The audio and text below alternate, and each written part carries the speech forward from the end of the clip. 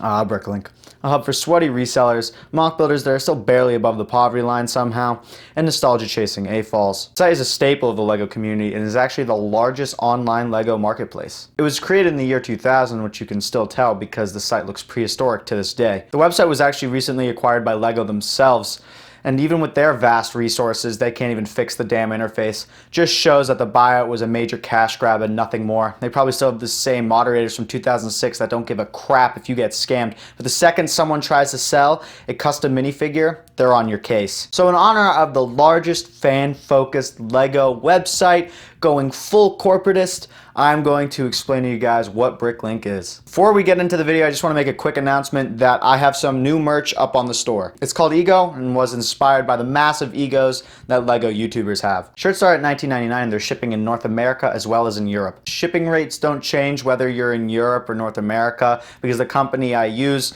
has headquarters in both of those continents. If you like what you see, please consider checking out the link in the description. All right, let's get on with the video.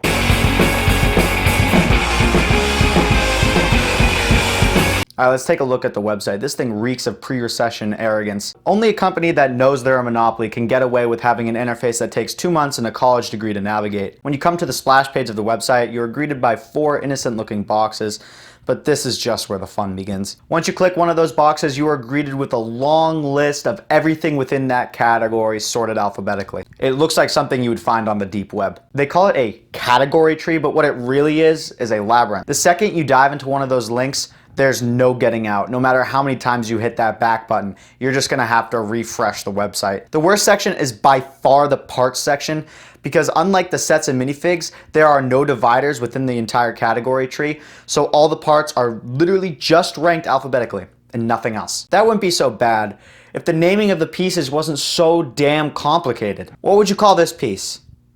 A stud, right? Nope, a plate 1x1 round. This is even better. Take a look at this. What would you call this?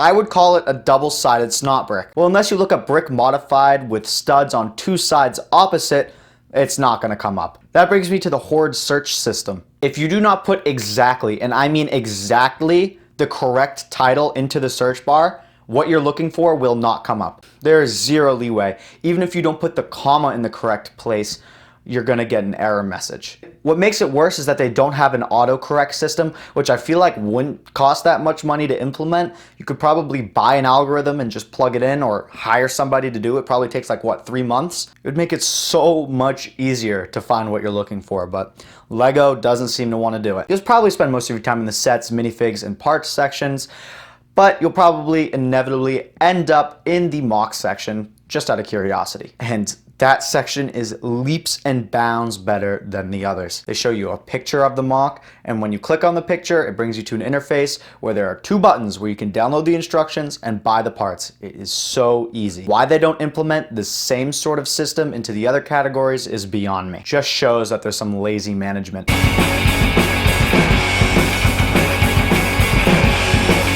Or should I say lack thereof. I have yet to see a BrickLink admin help a customer that was scammed. They are nowhere to be found. They couldn't care less about transactions and making sure everything is going smoothly. This has bred an anarchy mentality within the BrickLink community where the only thing punishing sellers is a negative review, and that can literally destroy a store's career. Moderation is in the hands of the people, which probably means that big tech will probably shut down BrickLink sooner rather than later because they will breed the next generation of radical libertarians who will storm the Capitol. Learning how to take part in a mob is crucial for the developing mind.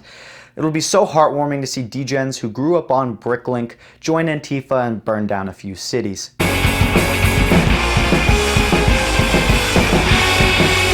The buyers on BrickLink are mostly pretty normal. Mostly. Some of them are super uptight. The people who are like this are salty AFOLs whose themes are never gonna get remade, and they're missing the good old days where minifigures look like this and sets cost $200 for about 300 pieces. These guys are in the midst of their midlife crisis and are trying to squeeze any sort of happiness out of what they have left before they kick the bucket. They do this by buying old retired sets that they had when they were a kid, but they don't seem to realize that the condition of these sets aren't going to be as good as they used to be, but they will still still complain about the seller for not having a pristine condition box from 1979. I once sold a rather large lot of Lord of the Rings minifigures to a guy, but he demanded a refund because they weren't in the condition specified.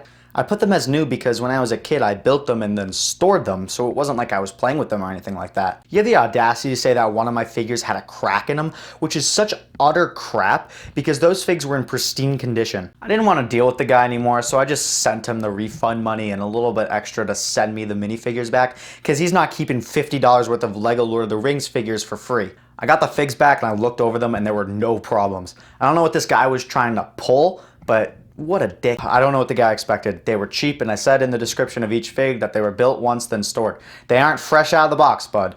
If you want figures to be out of the factory level condition, buy the sealed sets. Like I said, feedback is a major part of the BrickLink sphere because that's how you can tell if a seller is bad or not. But for some reason, buyers can't take 3 seconds out of their day to select a pre-written review and click the positive button and hit submit. BrickLink literally gives you an auto-filled review.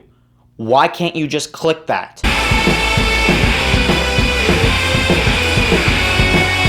Oh man. These guys are something else. So let me keep this short and sweet. Making $1,000 a year in profit is not a hustle, okay? The amount of time you are going to be spending sorting, packing, and shipping the Lego pieces is not worth it. Some of these guys have the audacity to put $100 minimum buys or make it so you have to order in bulk. Like, bro, I'm not trying to spend a G on your used Lego parts. I will say though, much like the buyers, a lot of the sellers are really good. Another problem with the sellers is that they are too damn smart. Usually when you buy something in bulk, it gets cheaper the more you buy of it. For example, it costs less per ounce to buy a full gallon of milk than it does to buy a half gallon of milk. Well, this is the complete opposite for Lego minifigures. You can buy one clone for like maybe $5 from a seller, but if you want to buy 20 from one seller, you are looking at least $15 per figure. The sellers know that a buyer is more likely going to buy from one seller who has a bunch of figs rather than a bunch of sellers who each have a few figs. So they end up jacking up the price like Wall Street Bets did with GME.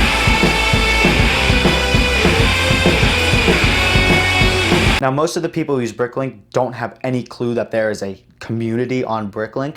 That button is by far the most overlooked one on the entire website, and for good reason. It is super dry and everybody just promotes their stores.